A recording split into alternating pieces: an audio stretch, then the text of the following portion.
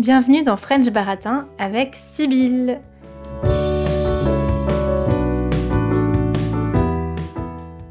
Ce mois-ci, on lance un nouveau format d'épisode dans French Baratin. En plus de notre longue discussion mensuelle sur un sujet de société, on va vous proposer chaque semaine un mini-épisode en lien avec le thème du mois. Dans ces mini-épisodes, vous allez découvrir des mots et des expressions françaises. On va aussi vous expliquer des éléments de culture française. Et enfin, on va vous recommander des films, des livres et des chansons en français. On commence cette semaine avec un ensemble de mots un peu particuliers que vous avez pu entendre dans notre épisode sur la fatigue des applications de rencontres.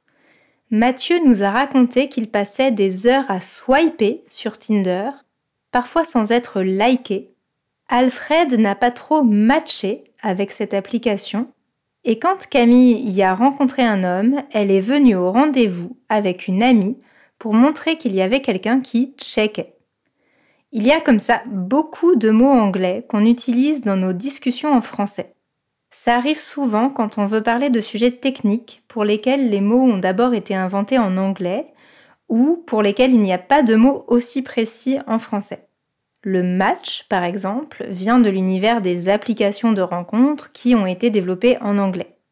On pourrait parler en français d'une correspondance entre deux personnes, mais personne ne le fait parce qu'on a pris l'habitude de voir le message « It's a match » sur Tinder. Pour les likes, c'est pareil, Facebook a traduit ça par « j'aime », mais comme le site était d'abord en anglais, on a pris l'habitude de dire « un like » ou « des likes » pour parler de ces petits pouces vers le haut. Checker, qui vient de to check en anglais, est à peu près la même chose que vérifier en français. Mais on l'utilise souvent dans cette version anglaise avec un sens plus précis, en lien avec la rapidité de cette vérification. On check quand on vérifie rapidement que tout va bien ou quand on va aller regarder rapidement quelque chose dont on nous a parlé. Alors, est-ce qu'il suffit de remplir vos phrases en français avec des mots anglais ? Eh bien, ce n'est pas si simple. Les Français utilisent des mots anglais, mais ils se les approprient. D'abord, ils les prononcent avec un accent français, bien sûr, mais en plus, quand c'est un verbe, ils les conjuguent comme si c'était un verbe français. Donc, to like devient liker, to swipe, swiper, to match, matcher et to check, checker. Rassurez-vous quand même, cette conjugaison française des verbes anglais n'est pas trop difficile parce qu'on met toujours « et » à la fin des mots.